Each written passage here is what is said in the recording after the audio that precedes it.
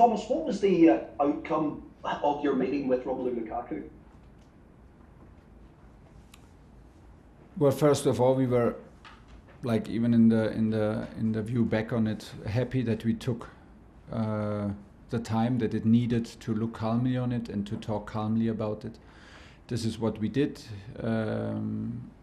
He apologized and is back in the squad for today's training. Today's training is later. For me, the most important thing was to understand and to clearly understand and believe that it was not intentional. He did not do this intentionally to create this kind of noise in front of a big game. And the second one, it was the very first time that he even behaved, even before when he seemed to be, when he, in his opinion, he was ready to play, for example, after his injury from the start, and we thought like he needs to readapt to the intensity a little bit more. There was never the slightest behavior against the team, so it was the very, very first time that we actually felt him this way. And these are very important points to understand that, to stay calm and to understand that it's not that big as maybe people want it to be or you want it to be. It's not small, it's also not small, but it's small enough to stay calm, to accept an apology and to move on forward. What kind of reception do you think he will get from the Chelsea fans? Well, you know, he's very aware of what happened and what he created, and he is he feels the responsibility to clean the mess up. Maybe we will have a bit of smell still from it, of course. He can handle it. He has. There's also no other choice. He cannot expect now everybody to be super happy the very next day, but he is still our player, and we have good reasons and a lot of reasons to make him play for us and to convince him and to fight hard that he is our player. We are happy that he's our player, and we will protect him. And in the end, it's also very important that that the stadium supports the team, and even if somebody has a different opinion on it or is strongly disagrees, it is about the team in anything we do, and I hope the supporters can take this also and keep on supporting the team, because we are like in the moment where we really need the support.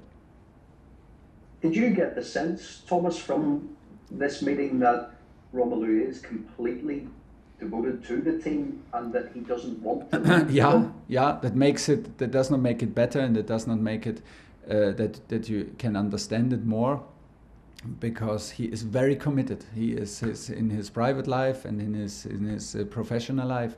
That's why it was so surprising to me, because he was on his way and he scored for us in Aston Villa, and he scored for us the next game. I forgot now against whom it was. But he was there. He was decisive, and we had the feeling, oh, there's a really a new start to it after injury and after COVID, and that's why it was that big surprise. So I never had before that interview, I never had the slightest doubt that he is not committed, because his actions on the pitch and off the pitch in private life all go into the same direction. He's an emotional guy. He does not hold back with his opinion. So also credit to that. And sometimes he carries his heart on his tongue, and it's like this. And we should not just blame him and just point on the negative side of it. We have to adapt now to the situation, and it created some noise that you normally absolutely don't want, and this is clearly understood. But there are zero doubts in his commitment and to the team and to the club.